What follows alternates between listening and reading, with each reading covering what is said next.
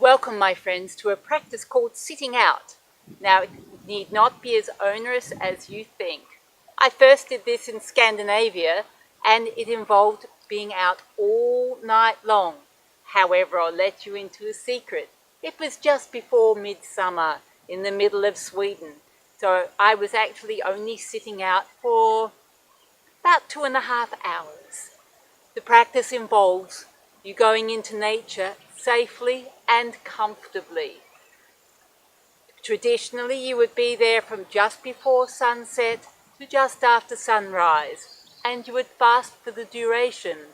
You would take up a comfortable position. You can be cushioned from the elements. If you need a low chair or a meditation stool, then so be it. Traditionally in Scandinavia, they ask you to don a cloak with a hood. But remember that this was the standard dress from times gone by, and you need not do that. But please, if it is overnight, make sure you are warm, unless it really is hot. You can don a very standard hoodie, a shawl, your favorite meditation shawl, whatever you need. The idea is that you sit as still and as comfortably for as long as you can and listen to nature. Just drop in and listen. For many of my city-bound friends, this will be impossible to get to a sacred space in nature, and we are going to provide you with a journey to take you into sacred space. So fear not.